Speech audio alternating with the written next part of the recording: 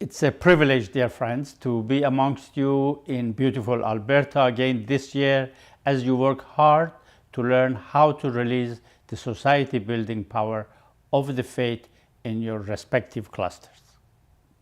Last year we explored the stages of development in a cluster and agreed that, in brief, if the distinguishing character of a milestone 1 cluster can be said to be an initial flow of human resources into the field of systematic action, and that the characteristic that defines a milestone 2 cluster is an acceleration of the expansion and consolidation process, a milestone 3 cluster is when the process denotes the appearance of a system for extending a dynamic pattern of community life to the inhabitants of that cluster. We also recognized that the path ahead for building communities shaped by the divine teachings is a long and a difficult one, demanding sacrificial service that may even make some of us feel under pressure and even stressed at times.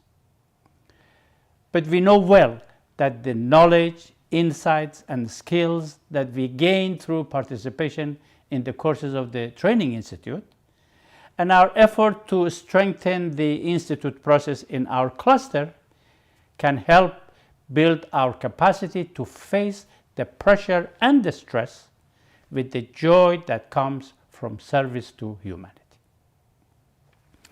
The Res-1 2024 message of the Universal House of Justice gives us the marching orders for the 3rd year of the plan in every cluster. Every paragraph contains a call to action to all concerned, whether registered members of the Baha'i community, whether individuals affected by the vision of Baha'u'llah, or whether souls who are as yet unaware of his message. The Res-1 message describes those involved in the implementation of the divine plan as peace practitioners and as leaven to the world. These powerful observations of the Universal House of Justice, telling us who we are, require us to think and meditate on what the duties of a peace practitioner are and what it means to act as leaven to the world in our efforts to bring about the transformation intended by Baha'u'llah. And we do not need to go very far in our reflection, as the message gives us the answer when it points out that every action taken within the framework of the divine plan is indeed part of the building up of the ark of human salvation, the ultimate haven of society as foreseen by the Blessed Beauty, and that the methods and instruments of the plan allow every soul to contribute a share of what humanity needs in this day. As the conditions of the world grows more desperate, the House of Justice says it demands from every conscientious soul a response and assures us that the prosecution of the 9-year plan is the means by which long-term constructive processes unfolding over generations are being set in motion for the betterment of the world in every one of our clusters.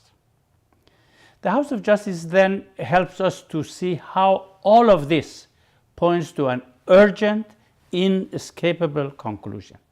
There must be a sustained, rapid rise in the number of those committing their time, their energy, their concentration to the success of this work. To remember this urgent conclusion at all times, friends in one of the clusters have chosen to make a small sticker poster saying "More is required" and have it on their fridge door, in their bedrooms, and in their gathering halls. A sustained and rapid rise in numbers of workers of the divine plan from the Baha'i community and from the wider society requires us, the House of Justice says, to learn to extend to everyone the hand of friendship, of common endeavor, of shared service, of collective learning, and advance as one. The Rizwan message is yet another instrument that can help every one of us to think deeply about our daily life and our services. To what extent am I convinced, I can ask myself, that the successful carrying out of the 9-year plan is the best way we can help our fellow men out of their confusion and difficulties? How convinced am I that the methods and instruments of the plan allow every soul to contribute a share of what humanity needs in this day? To what extent have I taken the objectives of the plan firmly into my heart? Am I doing for the plan what is expected of every conscientious soul? As committed as I am to sharply focusing my time and energy to the work of the plan, to what extent is this the concentration and the preoccupation of my life? Do I consider the implementation of the 9-year plan as a common endeavor, a shared service, and a collective learning process with all those around me? If I live a life of manifold demands, am I able to allow the urgencies of the present hour not to obscure the special joy that comes from service, by seeing that the call to service is an uplifting, all-embracing summons? I would like, friends, now to share some personal thoughts on how each cluster in Alberta can take the spiritual energies released during the 3rd year of the 9-year plan to learn how to befittingly respond to the call of the House of Justice that all must search, but the youth must soar. Spiritual energies set loose with the release of the letter of 28 November 2023 and the 2024 Rizwan message of the Universal House of Justice, both of which, of course, are addressed to the Baha'is of the world. In the context of the Rizwan message, a surge intends a significant increase in the number of workers engaged in the implementation of the plan. The first point to internalize, in my opinion, is the fact that all must search refers to a significant increase in both souls from the Baha'i community, youth, adult, seniors, children, junior youth, wherever they live in the cluster, whether in the center of an intensive activity or not, and souls from the wider society, including those who as yet do not know Baha'u'llah. Thinking in this way has profound implications for the way we act. The task of learning to translate the divine teachings into reality is given by Baha'u'llah to the peoples of the world. The mission he has given to his followers in this connection is not so much to simply translate his teachings for the peoples of the world, but rather to facilitate their participation in carrying out this task. And you would agree that this perspective goes beyond just adopting an outward-looking approach. It tells us that the social transformations intended by Baha'u'llah will not materialize without the active participation of larger and larger numbers from the wider society. After all, receptivity to the oneness of humanity is on the rise, and most people, once they know, would rather have their lives be less and less affected by the order that is being rolled up and more shaped by the new one that is being rolled out in its stead. Learning how to attract and invite people from the wider society to this work, therefore, should be the focus in every cluster. The key is for us to develop and refine the language with which we talk to people in wider society about the 9-year plan to help them see why they too should be protagonists of this mighty enterprise. The second point about all must search is no doubt to ask ourselves in what growth-related areas of activities can a surge happen. A surge in all types of activities and all at once, though ideal, is not practical. It would therefore surely be helpful to consider in what fields of activity can a cluster experience a surge during the 3rd year of the 9-year plan. Growth is organic, and so its surge must necessarily be organic. Learning how to effect a surge in one or in a few activities during the 3rd year of the plan in a cluster will surely help the friends learning how to foster a surge in additional activities in the remaining years of the plan. What is the one line of action in which each of the 3 protagonists can surge during these next 12 months? This can differ from one cluster to another, and the cluster agencies and those in the forefront of the work of the faith, with the help and the guidance of the auxiliary board members, are in the best position to decide what it should be.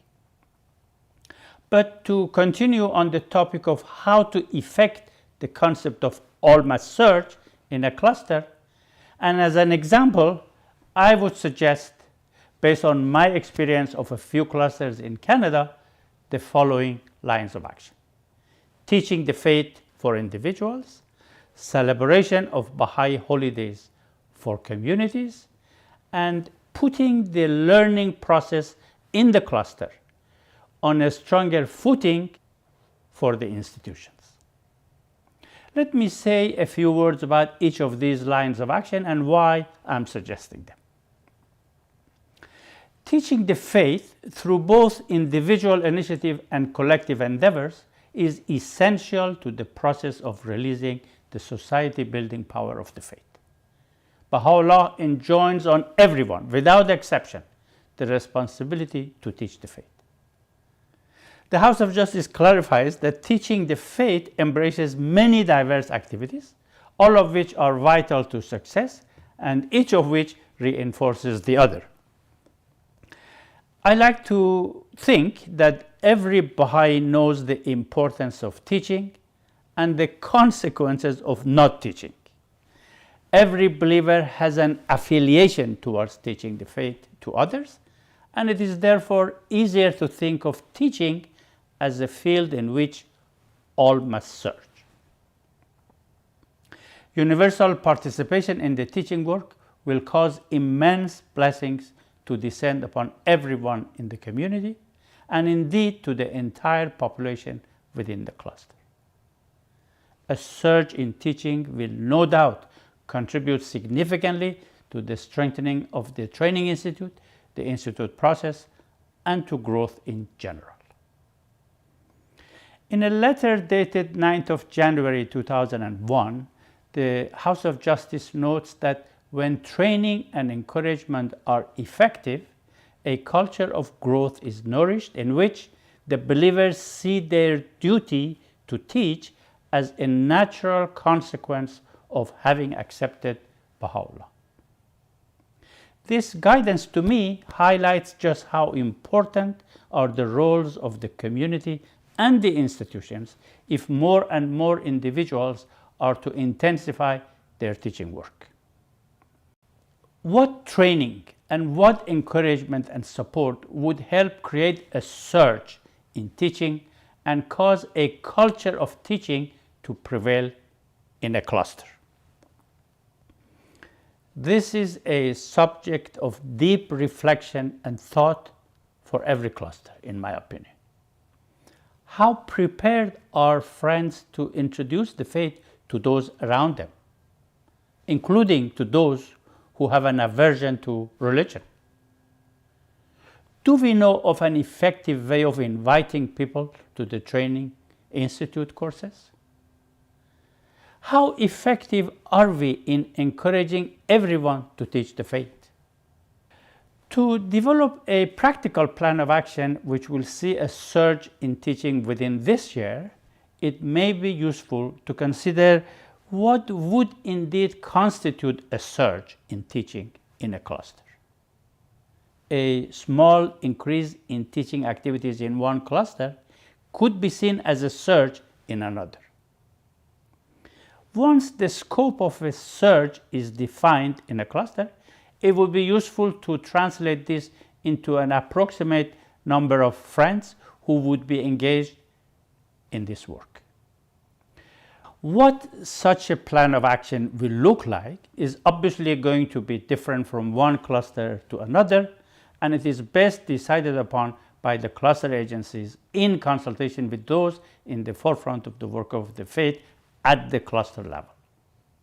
The thoughts I share here for such a plan are offered only to make the points that, in my opinion, efforts for a surge in teaching should go beyond general appeals and a universal emphasis on the importance of teaching. A well-conceived plan of action is needed. Such a plan of action could, for instance, consist of some of the following steps and more.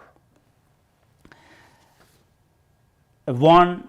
Prepare a brief compilation on teaching to cover not only the importance of teaching, but also why the peoples of the world have the right to hear the message of Baha'u'llah.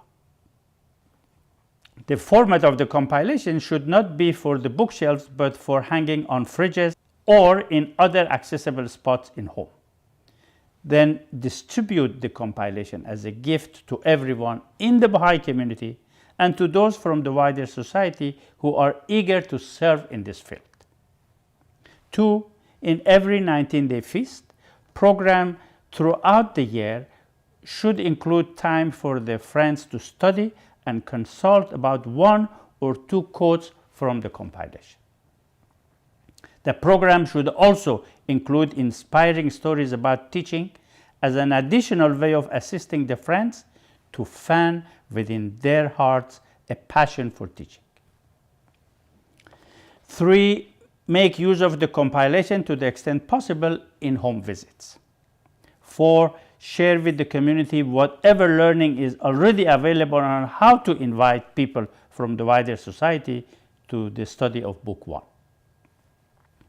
For those interested, arrange for a study of Book 6 of the main sequence of the Training Institute materials. 6. Plan the expansion phases of the cycles of growth and other collective teaching endeavors ahead of time and in coordination with an adequate number of interested friends to be free and prepare for their participation. 7. Identify specific needs of the various age groups, adults, young mothers, seniors, etc., in terms of encouragement and support. Invite an assistant to the auxiliary board member to accompany every 5 or 10 friends participating in the search, providing supports of various kinds as needed.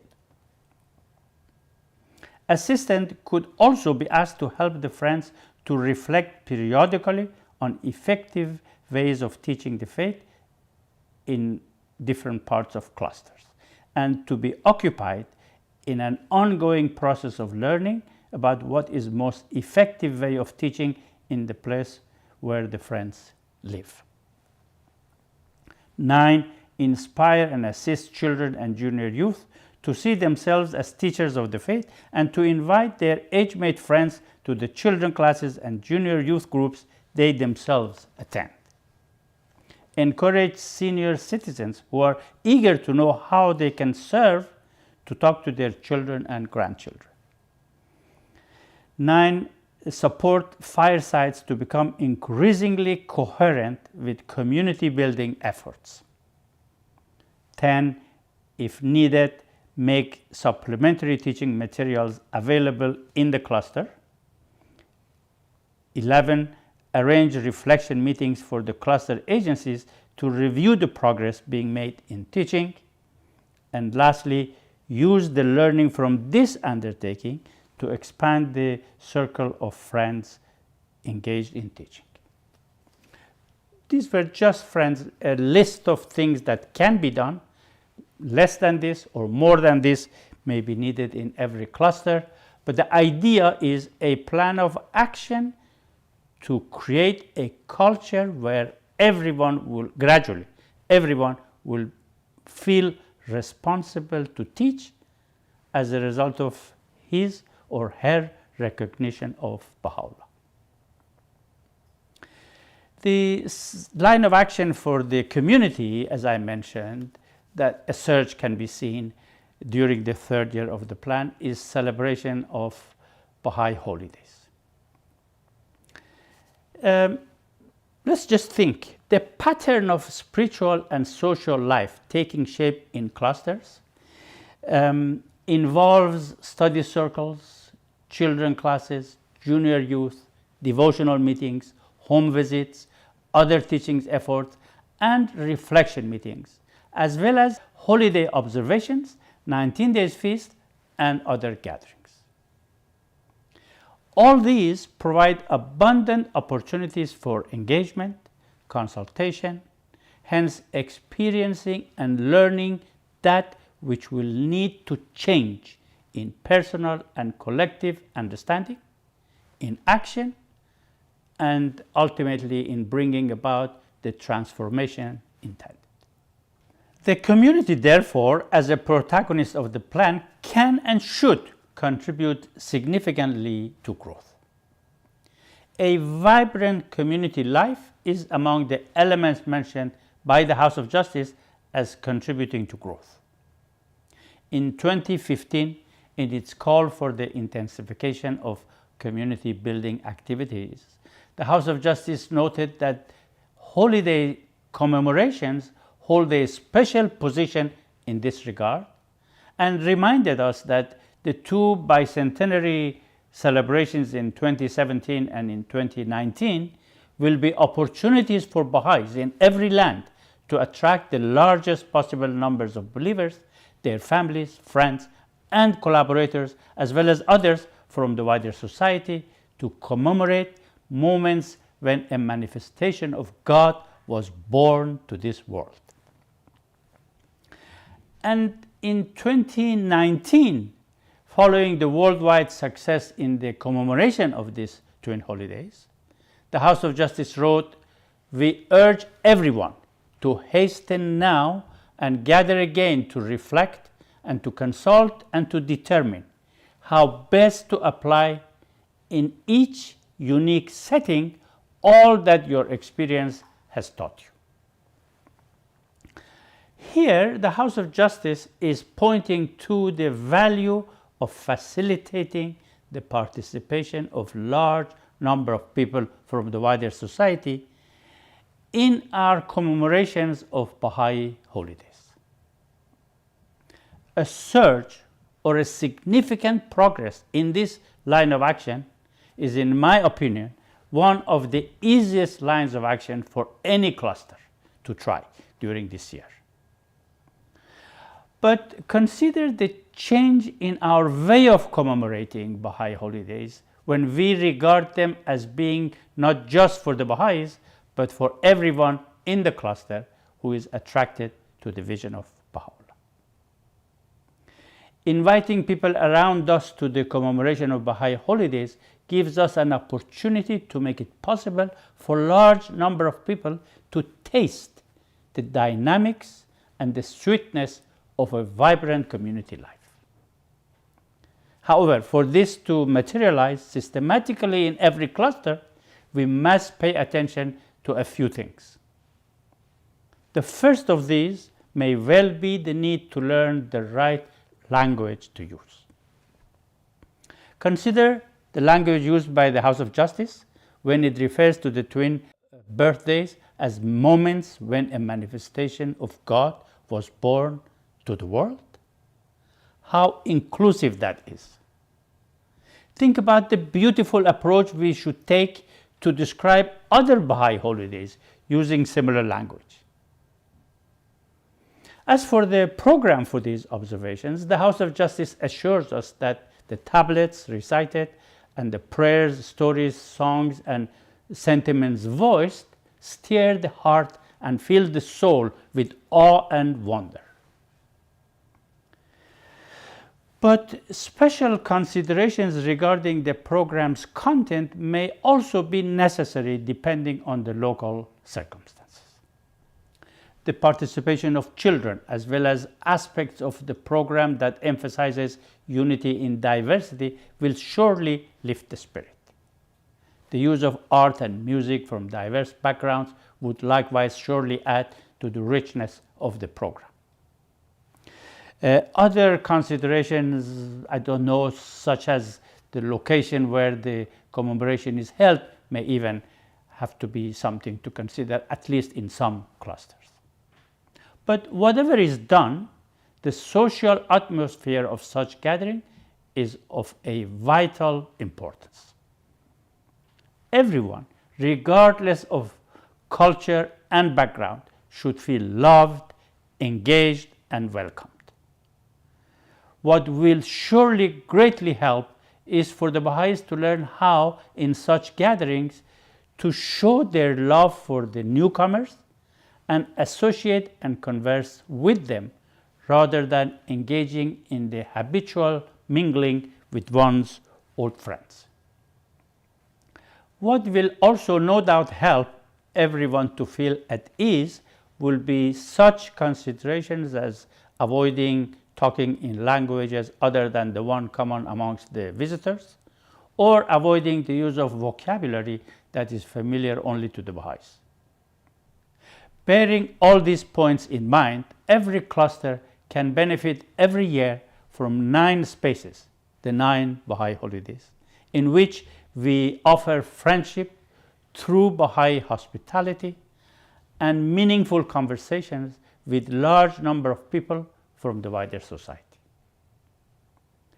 A significant increase in the proportion of those from the wider society as compared to the members of the community attending such gatherings should accordingly, in my opinion, be one of the objectives of a learning process embedded in this activity in every cluster.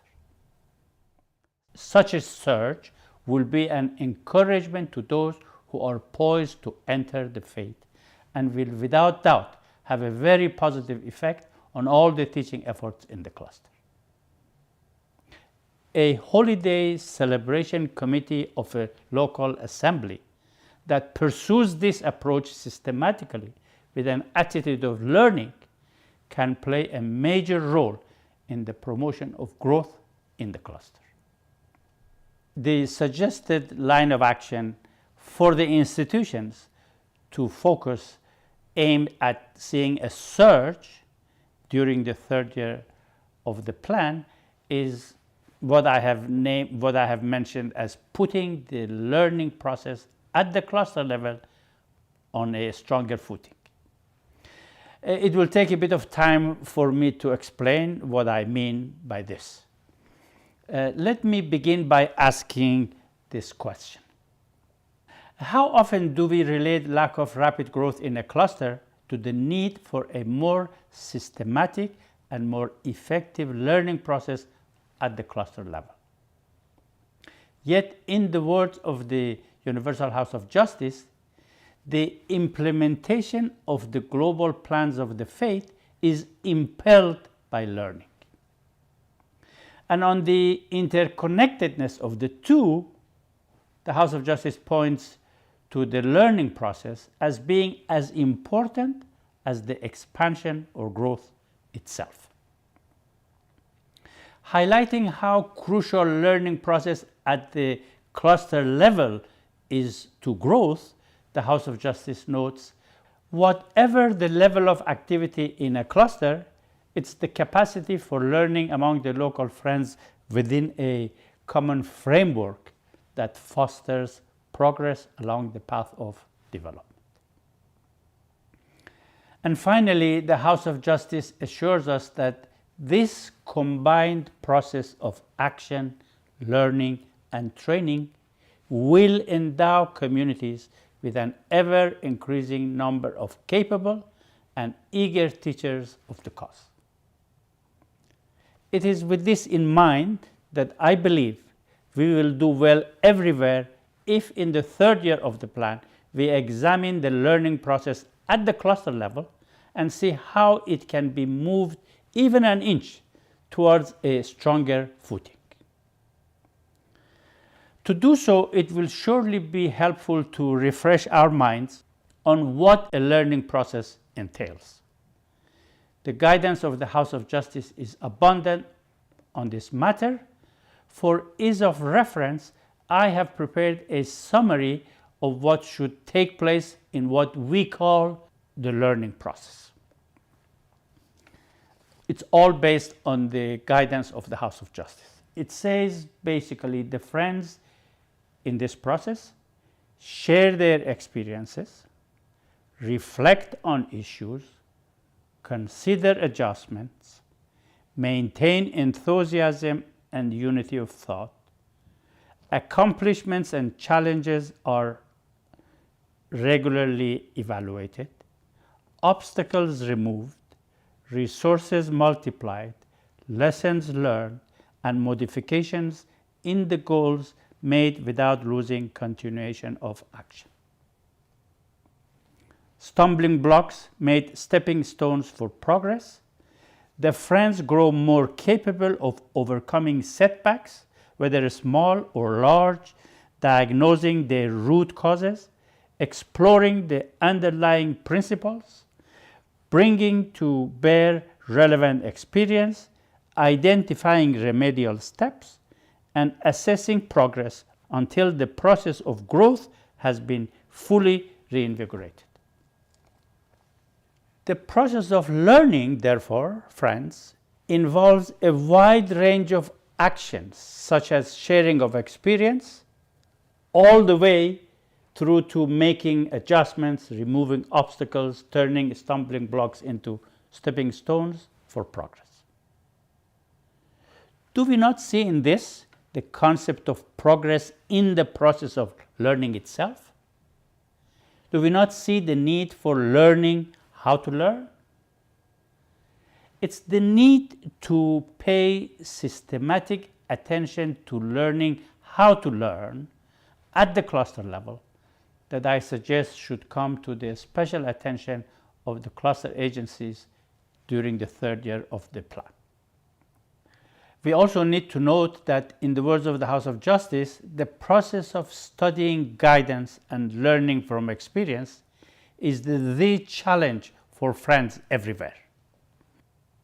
This challenge often represents, from what I have seen, a lack of understanding of what is it exactly that we are learning, how we are learning, and how long will it take to learn, as if a mystery surrounds the process of learning. If this is the case, is there not the need to demystify the learning process for the friends and for the cluster agencies? Developing a practical step-by-step approach towards effective learning would help this.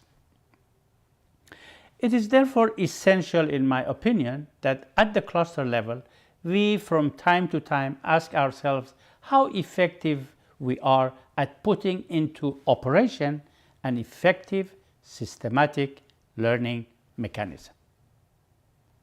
Every cluster today is, of course, involved in a learning process. It's quite common to hear that we are learning or we are in a learning mode. How vague, though, this sounds to the believers. By putting the learning process at the cluster level on a stronger footing, I mean paying systematic and special attention to learning with the aim of seeing a surge in clarity and quality of learning, which will inevitably result in more rapid growth. To do so, a deeper understanding of the nature of growth process becomes essential. At the heart of what we are doing is creating patterns of individual and collective life that can translate Baha'u'llah's teaching into action. The concept is that these patterns of community life should grow larger, more complex, and more impactful as time goes by. Growth is an organic process. What does being organic mean? In my understanding, it means that we cannot artificially increase the number of activities in a cluster from, say, 20 to 100 and from 100 to 500. By artificially, I mean deciding on an increase without clear and practical strategies to enable people to achieve it. For growth to be organic, the basis of our efforts to increase activities should be assisting people to build their capacity to achieve transformation in their lives such that their participation in the activities contributes to their joy, to their spiritual development, to their happiness, to their progress, and to the abiding sense that they are living meaningful lives.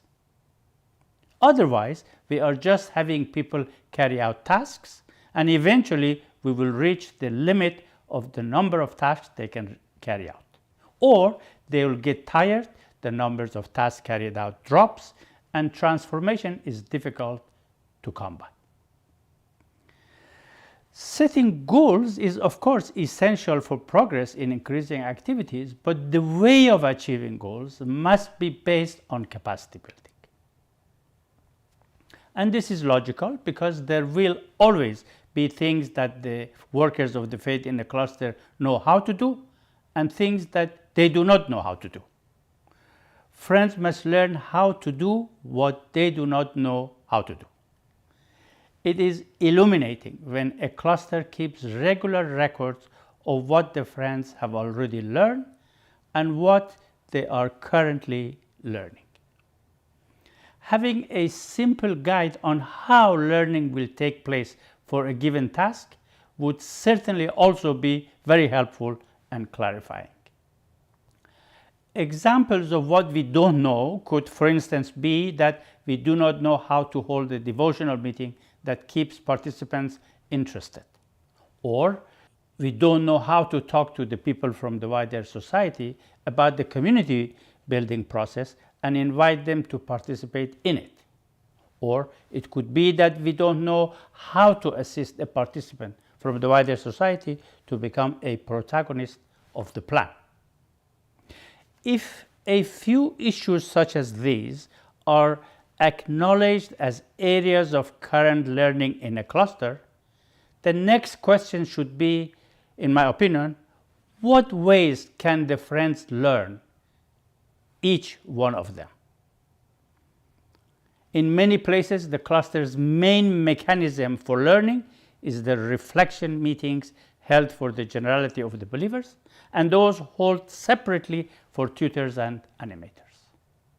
Where this is the case, we may ask ourselves, to what extent do these reflection meetings seem to be confined to mostly sharing experiences?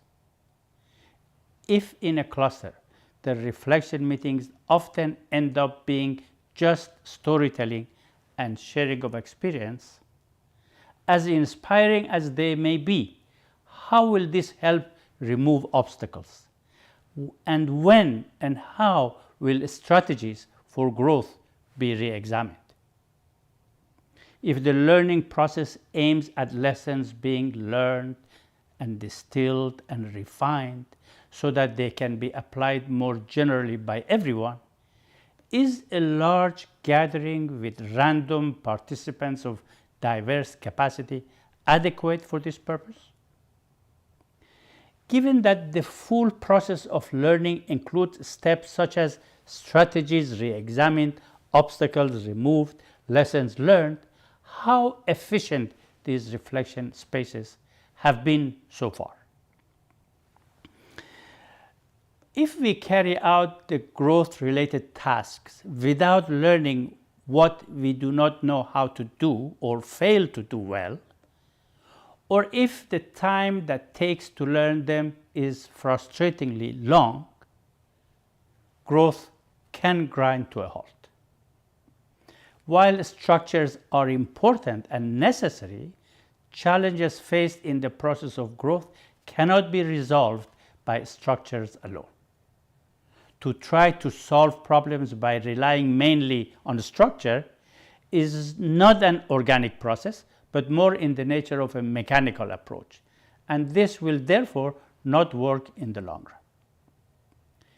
Relying on structure alone is about implementing procedures or formulas to get results.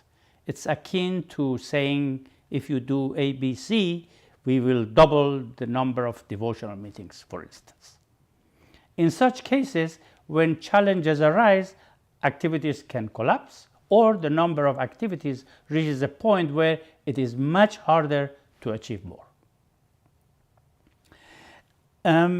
Just as the efforts to improve any business requires thinking aimed at overcoming the forces of competition, shortage of goods, inflations, the highest cost of transportation, etc., etc., the effort to achieve sustained growth requires constant thinking as part of our reflection. After all, we know that creating cluster as a concept, in the words of the House of Justice, was intended to facilitate thinking about growth of the faith. So, what more is needed to promote thinking about growth at the cluster level? In 2007, the Universal House of Justice noted that in every cluster, the institutions and agencies guiding the process, the auxiliary board members and the institute, together with the area teaching committee, need to examine the dynamics of growth on a regular basis and analyze the way in which these elements are working together in order to identify gaps and determine what adjustments should be made. How frequent and how regularly do these agencies meet, and how systematic is their work to analyze the working together of elements of growth, identifying gaps and determining adjustments? Do all the elements of growth receive attention in these gatherings? I have great admiration for the sacrificial services of members of the cluster agencies. My sharing of these thoughts here is intended simply to make a point about the importance of a strong and systematic learning process at the cluster level if progress in growth is to be maintained, nay, accelerated. This is a crucial issue because if we learn how to learn at the cluster level, that is, if we learn how to do what is needed and to learn to think collectively about how to remove obstacles, the work will grow endlessly. This, we know, is what is happening where the masses of people are initiating and participating in the processes of the plan, not out of a sense of obligation to be doing things, but because they and their children are constantly receiving an abundance of spiritual joy as well as witnessing social and material progress. In a letter written on behalf of the House of Justice to a National Assembly about how to increase the capacity to learn at the level of cluster, the Supreme Body offers measures such as regular study of guidance, learning from others, being patient with the process in the cluster, following the work with diligence, rigor, and reflection, establish sound approaches to learning, and the reinforcement of the institute process. And then it goes on to say, additional measures may be required if the institute process is to be firmly established. The believers, especially those at the forefront of the work of the faith, may therefore need to be assisted to gain a better understanding of the nature and purpose of the institute process and the manner in which it should operate in the context of the current strength of your clusters.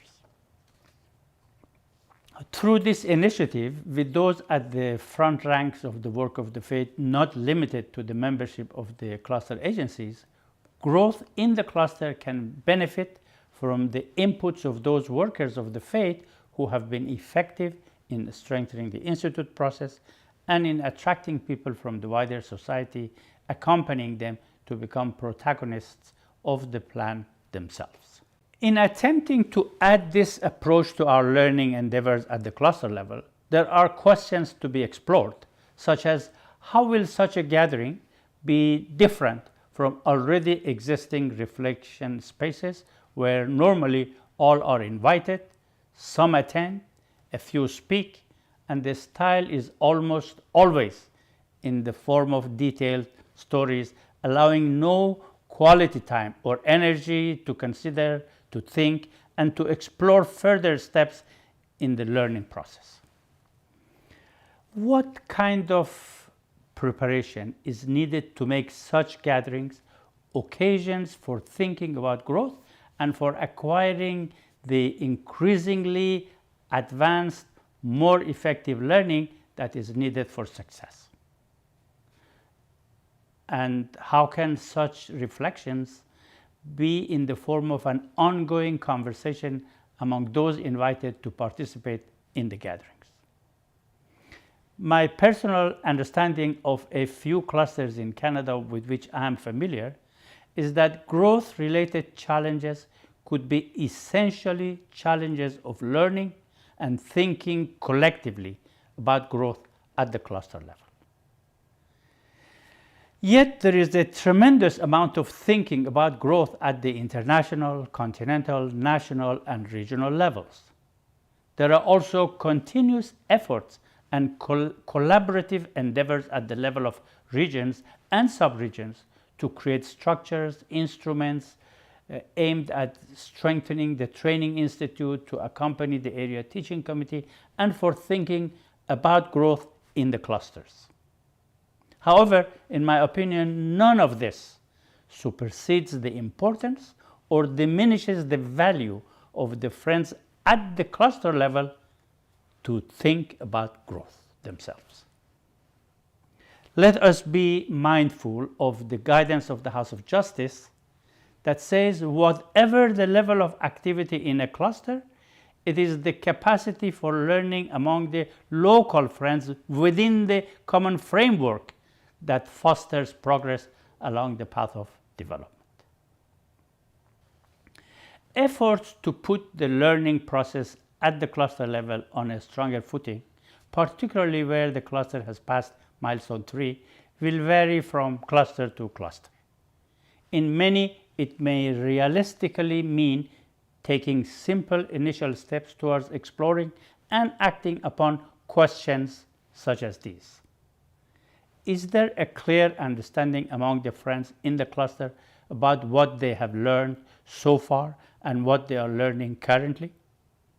Have these been documented?